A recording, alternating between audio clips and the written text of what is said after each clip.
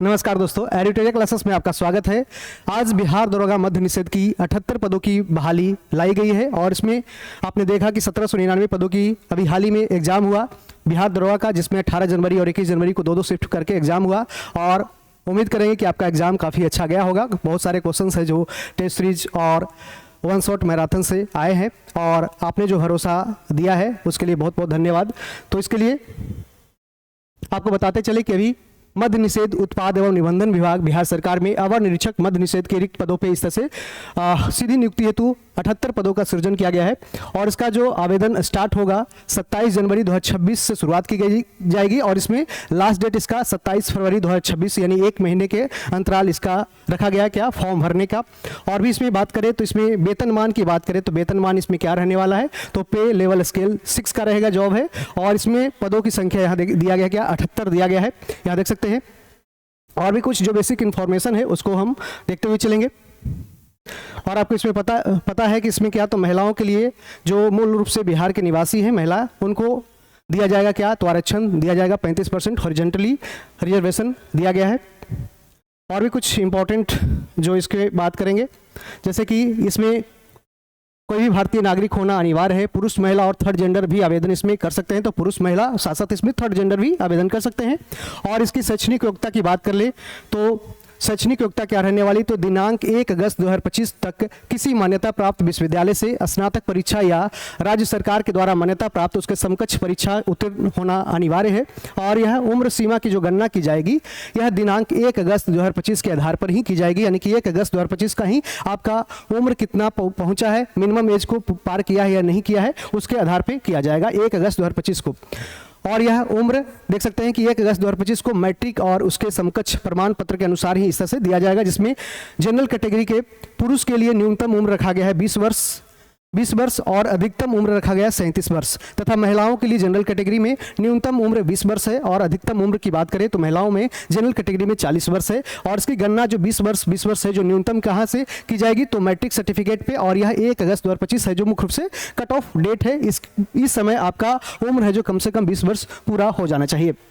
और भी है कि पिछड़ा वर्ग और अत्यंत पिछड़ा वर्ग के पुरुषों और महिलाओं के लिए जो न्यूनतम उम्र तय की गई है 20 वर्ष है और इसमें अधिकतम उम्र की बात करें तो 40 वर्ष इसमें तय की गई है। और भी बात कर ले तो एससी कैटेगरी और एसटी कैटेगरी के पुरुष और महिलाओं के लिए न्यूनतम उम्र की बात कर ले तो इसमें कितना है, तो मिनिमम 20 वर्ष है और अधिकतम क्या तो 42 वर्ष, यहाँ पे 2 साल बढ़ गया है। और बिहार के वैसे सरकारी सेवक जिसको उच्चतर वेतनमान की सेवा संग्रह में जाने के लिए प्रतियोगिता परीक्षा में भाग लेने हैं तो अधिकतम इसमें आयु सीमा में क्या तो 5 वर्ष की छूट भी दी जाएगी, जिन्होंने नियमित सेवा में न्यूनतम 3 वर्ष की अवधि को अपना पूरा कर लिया, जो बिहार सरकार में जॉब भी कर रहे हैं। असैनिक पदों पर नियुक्ति हेतु भूतपूर्व सैनिकों को अधिकतम आयु सीमा में कितनी वर्ष की छूट दी जाएगी, तो इसमें 3 वर्षों की क्या तो 3 वर्ष तथा प्रतिरक्षा सेवा में बिताई गई सेवा अवधि के आयोग के समतुल्य रियायत दी जाएगी, बशर्ते कि उनकी वास्तविक उम्र कट ऑफ तिथि को 57 वर्ष से अधिक नहीं होनी चाहिए, यानी कि जो लास्ट कट ऑफ डेट है उसमें क्या तो 57 वर्ष से अधिक उम्र नहीं होनी चाहिए। ये है जो असैनिक पदों पर नियुक्ति हेतु किया गया है। और ही बात कर ले अभ्यर्थी की उम्र की गणना देख सकते हैं कि मैट्रिक अथवा समकक्ष परीक्षा के प्रमाण पत्र में जो अंकित डेट ऑफ बर्थ है उसी के आधार पर इसकी गणना की जाएगी, जो 1 अगस्त 2025 रहेगी। अभ्यर्थियों की शारीरिक मापदंड की बात करें तो इसमें ऊंचाई, सीना और वजन के लिए कोई अंक देय नहीं होगा, परंतु इसके लिए क्या तो जो क्वालिफिकेशन जो मांगा जाता है कि आपका फिजिकली क्वालिफाइड होना चाहिए, यदि आप नहीं हो पाते तो उसको है जो क्या इस पे आधार पर भी आयोग घोषित किया जा सकता है अभ्यर्थियों को। इसमें ऊंचाई देख सकते हैं कि पुरुषों के लिए क्या ऊंचाई होने वाली है, तो इसमें जनरल कैटेगरी के लिए क्या रहने वाली, तो अनारक्षित वर्गों के लिए क्या तो सामान्य वर्ग के लिए और पिछड़ा वर्ग के पुरुषों के लिए न्यूनतम हाइट कितनी तो 165 सेंटीमीटर रहनी चाहिए। वहीं अत्यंत पिछड़ा वर्ग एससी कैटेगरी और एसटी कैटेगरी के पुरुषों के लिए न्यूनतम 160 सेंटीमीटर रहनी चाहिए और सभी वर्गों की महिलाओं के लिए कम से कम उसकी हाइट क्या तो न्यूनतम रहनी चाहिए कितनी 155 सेंटीमीटर रहनी चाहिए। और सीना है जो सिर्फ पुरुषों के लिए मापी जाएगी और इसमें अनारक्षित कैटेगरी के लिए क्या और पिछड़ा वर्ग के लिए एवं अत्यंत पिछड़ा वर्ग के पुरुषों के लिए बिना फुलाए सीना की है जो क्या 81 सेंटीमीटर न्यूनतम रहनी चाहिए और फुलाकर यानी फुलाने के बाद 5 सेंटीमीटर और भी बढ़नी चाहिए और ये 86 सेंटीमीटर न्यूनतम होनी चाहिए। वहीं यहाँ देख सकते हैं 5 सेंटीमीटर कम से कम दोनों के बीच में गैप होना चाहिए। और भी बात करें अनुसूचित जाति एवं जनजाति की बात करें तो इसके लिए पुरुषों के लिए क्या इसमें रहेगी, तो इसमें बिना फुलाए 79 सेंटीमीटर और फुलाकर 84 सेंटीमीटर। तो सारे जो भी दरोगा के एग्जाम के जो वैकेंसी आते हैं तो इसमें लगभग ऑलमोस्ट ये सेम ही रहते हैं, तो आपको ये सब चीज़ पता होगा। जो नई बार पहली बार इस से एग्जाम देंगे या फिर जिसका एग्जाम है इस बार बिहार दरोगा का जो 1799 पद का हुआ उसमें थोड़ा सा खराब हुआ, उस कारण से वो उनके लिए काफ़ी एक अच्छा कह सकते हैं कि बैकअप हो सकता है, और इसमें आप है जो तैयारी कर सकते हैं। इसके लिए भी पोस्ट कम है, लेकिन इसमें इस तरह से ही पोस्ट आते हैं, 64 पोस्ट, कभी 28 पोस्ट, कभी 66 पोस्ट, इस तरह से ही आते हैं। इस बार 78 पोस्ट आया, तो आपके लिए एक अच्छा सुनहरा मौका हो सकता है। महिलाओं के लिए सीना की माप नहीं की जाएगी, और वजन सभी वर्गों की महिला उम्मीदवारों के लिए न्यूनतम वजन क्या, तो 48 किलोग्राम न्यूनतम वजन कम से कम ही होना चाहिए। किन्नर, कोती, हिजड़ा, ट्रांसजेंडर भी इसमें क्या अप्लाई कर सकते हैं, फॉर्म डाल सकते हैं। लिखित प्रतियोगिता परीक्षा आपको पता है कि जैसे पीटी परीक्षा होता है, पहला फेज में होता है जो 100 क्वेश्चन का होता है, और इसका 2 से 4 शिफ्ट में भी हो सकता है, लेकिन इसमें पदों की संख्या कम है, और यदि आवेदन कम आते हैं तो इस कारण से 2 शिफ्ट में भी इसका किया जा सकता है। तो आवेदन पत्रों के संग्रहण के उपरांत ही आवेदन पत्रों की समीक्षा की जाएगी, और जिन अभ्यर्थियों के आवेदन पत्र सही पाए जाएंगे उनके लिए लिखित प्रतियोगिता परीक्षा का आयोजन कराया जाएगा। और यह प्रतियोगिता परीक्षा जो लिखित रहेगी ये 2 चरण में की जाएगी, और यथा प्रारंभिक एवं मुख्य परीक्षा जिसमें पीटी और मेंस एग्जाम किया जाएगा। और दोनों में इस तरह से क्या रहेगा, तो लिखित परीक्षा के सारे पत्र क्या रहेंगे, तो बहुकल्पीय यानी कि ऑब्जेक्टिव टाइप क्वेश्चन पे आधारित रहेंगे। यहां देख सकते हैं प्रारंभिक परीक्षा प्रथम जो चरण होंगे उसमें 200 नंबर का 200 अंकों का एक पत्र होगा, जिसमें प्रश्नों की संख्या 100 रहेगी। और इसके बारे में आपने देखा कि जो अभी एग्जाम आपने दिया होगा तो उसमें 2 घंटे की अवधि के लिए इस तरह से परीक्षा का आयोजन किया जाता है, जिसमें सामान्य ज्ञान एवं समसामयिक मुद्दों से संबंधित प्रश्न भी पूछे जाएंगे। और इसमें 30% से कम अंक प्राप्त करने वाले अभ्यर्थी मुख्य परीक्षा के लिए क्या, तो इसमें असफल भी घोषित किए जाएंगे। और यहाँ इस तरह से 20 गुना रिजल्ट भी दिया जाएगा। तो जैसा आपको पता है कि इस बार ऐसा एग्जाम हुआ, और काफ़ी इस तरह से स्टेटमेंट बेस्ड क्वेश्चन भी पूछा गया, इसमें बहुत सारा पैटर्न भी चेंज हुआ, और काफ़ी अच्छा जो तैयारी कर रहे थे टेस्ट सीरीज में लगातार बने हुए थे उन्होंने काफ़ी अच्छा परफॉर्मेंस किया है, उनका अच्छा मार्क्स आ रहा है। और इस तरह से जिनका थोड़ा परीक्षा खराब भी गया है लेकिन अभी संतुष्ट अपनी परीक्षा से नहीं है, तो इसमें जो क्या एक अच्छा ऑप्शन ढूंढ सकते हैं और इसकी तैयारी भी अभी से कर सकते हैं। तो इस तरह से प्रथम चरण के बाद द्वितीय चरण के में मुख्य परीक्षा होता है, इसमें एक पेपर हिंदी का और एक पेपर फिर जीएस का होता है। और इस तरह से क्या, तो सेकंड पेपर जो एक फर्स्ट पेपर हिंदी का होता है जो मात्र क्वालिफाइंग होता है, उसमें 30% अंक लाना अनिवार्य होता है, नहीं तो अयोग्य घोषित किया जाएगा। ठीक है, लेकिन उसका जो मेरिट लिस्ट बनता है जानते हैं कि सेकंड जो मेंस पेपर होता है उसी के आधार पे है, जो क्या जीएस का जो सेकंड पेपर होता है उसी के आधार पे क्या, तो उसका मेरिट लिस्ट तय होता है। और यहाँ देख सकते हैं क्या, तो द्वितीय पत्र समान अध्ययन, समान विज्ञान, नागरिक शास्त्र, भारतीय इतिहास, भारतीय भूगोल, गणित एवं मानसिक योग्यता जांच से संबंधित होता है। और द्वितीय पत्र का पूर्णांक भी 200 नंबर का ही होता है, जिसमें प्रश्नों की संख्या 100 रहती है, 2 घंटे के लिए परीक्षा की जाती है, और इसमें निगेटिव भी कम रहता है, जिसमें देख सकते हैं दोनों चरणों की परीक्षा में प्रत्येक गलत उत्तर के लिए मात्र 0.2 अंक है जो काटा जाता है, और एक क्वेश्चन है जो कितने, तो 2 नंबर के होते हैं। यानी कि 10 क्वेश्चन यदि आप गलत करते हैं तो आपका मात्र एक जो सही आप एक किए हैं वही आपका सही वाला कट जाएगा, यानी कि आपको रिस्क लेने के लिए बहुत ज्यादा चांस यहाँ पे मिलता है। ठीक है, चलिए आगे बढ़ते हैं। तो इसमें 6 गुना जो पीटी पास करते हैं तो 20 गुना पीटी का रिजल्ट होता है, मेंस के लिए 6 गुना का रिजल्ट इस तरह से दिया जाएगा। और उसके बाद फिर जो पास करेंगे उसको पीटी एग्जाम के लिए बुलाया जाएगा। तृतीय चरण में पीटी यानी शारीरिक परीक्षा आयोजन किया जाएगा। ठीक है, और इसमें दौड़ रहेंगे, जिसमें दौड़ में आप देखे होंगे कि 1 मील यानी कि लगभग 1600 मीटर का दौड़ पुरुषों के लिए, सारे वर्ग के पुरुषों के लिए दिया जाएगा। क्या, तो इसमें देख सकते हैं कि सारे वर्ग के पुरुषों के लिए 1 मील यानी 1.6 किलोमीटर की दौड़ के लिए 1600 मीटर की दौड़ के लिए समय सीमा 6 मिनट 30 सेकंड रहेगी। और इसे अधिक यानी 6 मिनट 30 सेकंड से पार दौड़ने वाले, उनके ज़्यादा समय लेने वाले अभ्यर्थी को असफल घोषित किया जाएगा। सारे कोटि की महिलाओं के लिए 1 किलोमीटर की दौड़ के लिए समय सीमा 6 मिनट रहेगी, और अधिक समय लेने वाले अभ्यर्थी इसमें भी असफल इस तरह से घोषित की जाएगी। तो महिलाओं के लिए 6 मिनट में 1 किलोमीटर और पुरुषों के लिए 6.5 मिनट में 1600 मीटर दौड़ना होगा। और ऊंची कूद की बात करें, हाई जंप की बात करें, तो सारे कोटि के पुरुषों के लिए न्यूनतम 4 फीट आपका हाई जंप करना पड़ेगा, यानी उछल कूद करनी पड़ेगी। ऊंची कूद 4 फीट से कम कूदने वाले पुरुष अभ्यर्थियों को इस तरह से असफल हो जाएगा। और सारे कोटि की महिलाओं के लिए न्यूनतम 3 फीट रहेगी। और लंबी कूद की बात कर ले तो सारे कोटि के पुरुषों के लिए न्यूनतम 12 फीट रहेगी जो लॉन्ग जंप रहेगी, और 12 फीट से कम दूरी कूदने वाले पुरुष अभ्यर्थियों को असफल घोषित किया जाएगा। वहीं सारे कोटि की महिलाओं के लिए क्या, तो न्यूनतम 9 फीट कूदना पड़ेगा। गोला फेंक यानी जो गोला फेंका जाता है उसमें भी क्या, तो सारे कोटि के पुरुषों के लिए कम से कम 16 पाउंड का जो गोला रहेगा और न्यूनतम 16 फीट आपको फेंकना है, यानी कि और इससे कम फेंकेंगे तो असफल घोषित होगा। सारे कोटि की महिलाओं के लिए 12 पाउंड का गोला रहेगा और इसको कम से कम 10 फीट आपको फेंकना अनिवार्य होगा। और ही बात करें इसमें थर्ड जेंडर किन्नर कोथी हिजड़ा ट्रांसजेंडर अभ्यर्थी के लिए भी शारीरिक मापदंड और शारीरिक दक्षता परीक्षा का मापदंड भी पिछड़े वर्ग के समान ही रहेंगे। पुरुषों के लिए देख सकते हैं कि इस तरह से क्या, तो सारे इस तरह से कैटेगरी में दिया गया है कि पुरुषों के लिए 6 मिनट 30 सेकंड और महिलाओं के लिए 6 मिनट में दौड़ पूरी करने वाले अभ्यर्थियों को ऊंची कूद, लंबी कूद एवं गोला फेंक यानी सारे मानदंड में भी पास करना होगा। यदि वो कहीं भी फेल होते हैं तो उसको डिस्क्वालीफाई कर दिया जाएगा और उनका इस तरह से रिजल्ट नहीं बनेगा।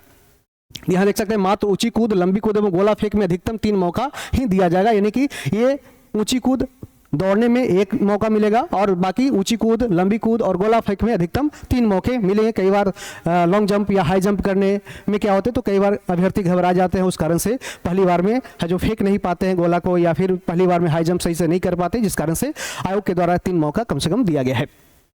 मेधा सूची एवं नियुक्ति की अनुशंसा देख सकते हैं कि इस तरह से फिर अंतिम रूप से सफल अभ्यर्थियों के लिए मुख्य लिखित परीक्षा में जो प्राप्त अंक है उसी के आधार पे आपका मेरिट लिस्ट बनता है, उसी के आधार पे आपको क्या तो उसमें क्या तो आपका सिलेक्शन फाइनल रूप से हो जाता है और इस तरह से दिया गया है। बाकी आप एक बार पढ़ लीजिएगा, इसका नोटिफिकेशन का जो दिया गया है उसको हम एडिटोरियल दरोगा टेलीग्राम चैनल पर डाल देंगे और वहाँ से आप इसको पढ़ लीजिएगा, ठीक है। और यहाँ देख सकते हैं कि मुख्य परीक्षा के आधार पर तैयारी की जाने वाली अंतिम मेधा सूची हेतु SC ST एवं महिला वर्ग के अभ्यर्थियों के लिए न्यूनतम अर्हतांक यानी कि न्यूनतम जो मार्क्स लानी चाहिए 32%, EBC के लिए क्या 34%, OBC के लिए क्या तो न्यूनतम 36.5% और जनरल कैटेगरी के लिए 40% है जो न्यूनतम मार्क्स आपको लाना होगा। अंतिम रूप से चयनित अभ्यर्थियों की फिर अनुशंसा बिहार पुलिस अवर सेवा आयोग के द्वारा संबंधित नियुक्ति प्राधिकार को नियुक्ति हेतु भेजी जाएगी और इस तरह से आप देख सकते हैं। और इसमें देख सकते हैं कि इस बार जो 78 पद की बहाली दी गई है उसमें किस तरह से कैटेगरी वाइज सीटों का बंटवारा किया गया है। तो यहाँ देख सकते हैं कि जनरल कैटेगरी में यहाँ कोटिवार कुल रिक्ति की संख्या है जो 41 दी गई है, 78 में 41 जनरल कैटेगरी के लिए और इसमें 35% आरक्षित पदों की कोटिवार संख्या के आधार पर महिलाओं का जनरल कैटेगरी में 14 है, यानी टोटल जनरल कैटेगरी की बात करें तो 41 14 55 पद की है जो क्या सृजन किया गया अनारक्षित कैटेगरी में। वहीं SC कैटेगरी की बात करें तो SC में 5 पद पुरुष में है और महिला में 2 पद दिया गया है। ST कैटेगरी में 1 पद सिर्फ पुरुष में दिया गया है, यहाँ पे 0 है जो क्या महिला में है। अत्यंत पिछड़ा वर्ग यानी EBC कैटेगरी की बात कर ले तो EBC में 12 पद दिया गया है पुरुष में और 4 पद महिलाओं में दिया गया है, महिलाओं का 4 पद दिया गया है। वहीं पिछड़ा वर्ग यानी BC कैटेगरी या BC कैटेगरी की बात करें तो 9 पद दिया गया है और यहाँ पे 3 पद है जो महिलाओं के लिए, 9 पद पुरुष के लिए दिया गया है। वहीं पिछड़ा वर्ग की महिला के लिए अलग से दी जाती है, उसमें 2 सीट है जो इस तरह से रिजर्व किया गया है पिछड़ा वर्ग की महिला के लिए। और आर्थिक रूप से कमजोर वर्गों के लिए EWS के लिए क्या तो 8 पद यहाँ देख सकते हैं कि 8 पद दिया गया पुरुष में और 3 पद दिया गया है महिला में। तो इस तरह से 78 में से टोटल 26 पद क्या है तो महिलाओं के लिए अलग अलग कैटेगरी में रिजर्व की गई है। और वहीं स्वतंत्रता सेनानी यानी कि जो फ्रीडम फाइटर्स है उनके पोता पोती नाती नतनी के लिए भी आरक्षित किया गया है। 2% कुल पदों की संख्या 2 दी गई है, यानी कि 2 पद है जो फ्रीडम फाइटर्स के लिए भी है जो सुनिश्चित की गई है। आगे बात कर ले तो इसमें आपको इस तरह से आरक्षण कहाँ किस कैटेगरी किस आधार पे मिलती है तो उसके बारे में इस तरह से डिटेल में दिया गया है, तो इसको एक बार आप पढ़ लीजिएगा। सारे जगह पे सारे वैकेंसी में एक ही जैसा दिया रहता है, तो आपको इस बार एक बार आप अपने तरीके से भी इसको देख लीजिएगा, ठीक है। चलिए आगे हम इस तरह से और कट ऑफ क्या रहेगा तो आपको पता है कि 1 अगस्त 2025 ही कट ऑफ डेट है जो निर्धारित की गई है।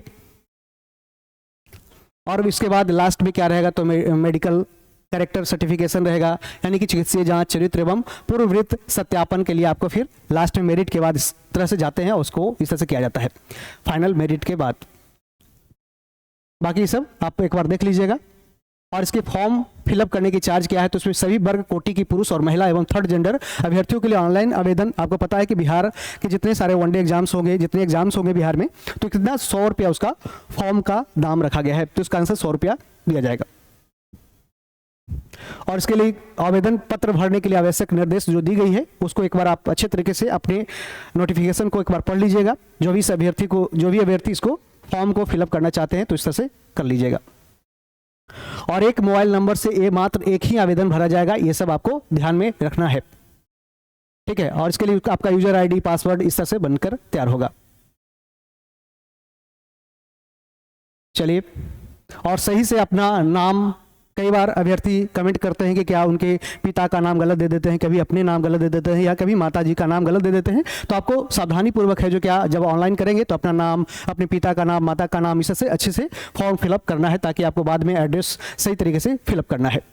नहीं तो ऐसा कुछ स्थिति में क्या होती है, तो यदि कुछ भिन्नता पाई जाती है तो अभ्यर्थी की जो पात्रता है आवेदन करने का, जो आवेदन किया है उसको रद्द भी किया जा सकता है। और आपने देखा होगा कि बहुत सारे एप्लीकेशन को आयोग के द्वारा दी जाती है और एप्लीकेशन को रिजेक्ट करके रिजेक्टेड लिस्ट भी दिया जाता है।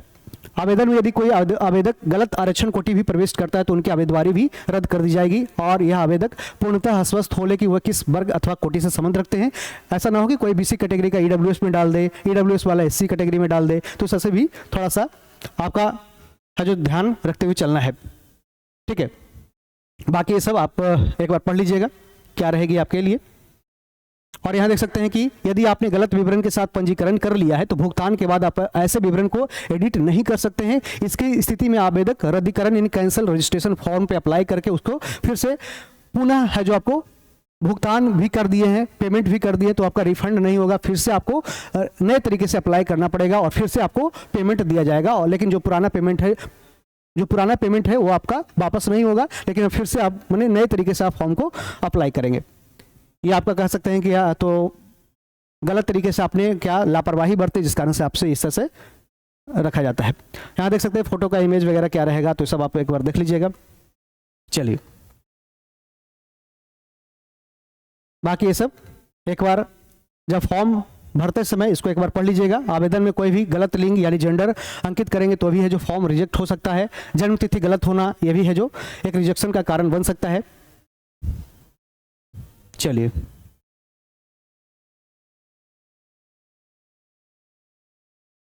और इस चयन प्रक्रिया पूर्ण होने में क्या तो समानतः 6 महीने का समय लग सकता है। अतः अभ्यर्थियों को सुझाव दिया जाता है कि वे इसके अनुसार लिखित परीक्षा, पीएटी और मेंस परीक्षा आदि की तैयारी है जो इस तरह से करते रहें। और साथ में कोई भी समय विस्तार मिलेगा कि नहीं मिलेगा, इसके लिए कोई भी है जो क्या दिमाग में ऐसा कुछ ना रखे। और किसी भी प्रक्रिया में समय विस्तार का अनुरोध किसी भी परिस्थिति जैसे कि पारिवारिक, निजी, चिकित्सीय, अस्थिभंग, गर्भावस्था आदि में भी मान्य नहीं होगा। यानी कोई भी डेट में आपका जो माना कि आपका फिजिकल एग्जाम डेट होना है, लेकिन कई अभ्यर्थी, महिला अभ्यर्थी होती है, प्रेग्नेंट होती है, उनको उस स्थिति में भी उनको छूट नहीं दी जाएगी, उनको डेट बढ़ाया नहीं जाएगा। तो उसमें पहले ही आपको इस तरह से तैयार रहना है। चलिए, तो इस तरह से हमने क्या तो आज का जो नोटिफिकेशन आया है 78 पदों की बहाली की, तो इसको आप बिहार दरोगा मध्य निषेध के मध्य निषेध में आया है। इसमें मुख्य रूप से आपको ये तैयारी करते हुए चलना है। जिसका भी एग्जाम थोड़ा सा भी खराब हुआ या भी एग्जाम सही भी गया हो, फिर भी दोनों एग्जाम को साथ में लेकर चल सकते हैं। अभी पीटी एग्जाम दिया आपने, आपकी तैयारी है जो लगभग ऑलमोस्ट सही हो रही होगी, उसके बाद इस तरह से भी तैयारी कर सकते हैं। ठीक है, तो आपको इस तरह से तैयारी करते रहना है। और आपको एडिटोरिया डेली करंट अफेयर्स यहाँ पे एडिटोरिया क्लासेस चैनल पे आपको 27 जनवरी से सुबह 7:30 बजे मेरे द्वारा क्लास ली जाएगी। और जैसा आपको पता है कि महामैराथन क्लास में काफ़ी अच्छे क्वेश्चन उसमें आए थे, बहुत सारे क्वेश्चन है जो टकराए थे, बहुत क्वेश्चन देखने को भी मिले थे। तो आप कमेंट बॉक्स में बता सकते हैं कि आपका एग्जाम कैसा गया और किस तरह से आपको मदद मिली। बहुत सारे टेस्ट सीरीज चलाए गए, बहुत सारे क्वेश्चन वहाँ से भी देखने को मिले हैं। तो हम लोग अच्छा से काम करते रहे, आपके लिए जो शुरुआत से जुड़े रहे, शुरुआत से अच्छा काम करते रहे, शुरुआत से टेस्ट देते रहे और अपने आप को मूल्यांकन करते रहे, उनका काफ़ी अच्छा परफॉर्मेंस रहा, काफ़ी अच्छा एग्जाम भी गया होगा। तो उम्मीद करेंगे कि आपका है जो भविष्य में ऐसी है जो क्लास आपको मिलते रहे और आपकी तैयारी भी आगे बढ़ते रहे। मिलते हैं अगले वीडियो में, तब तक बने रहें। Thank you, all the best.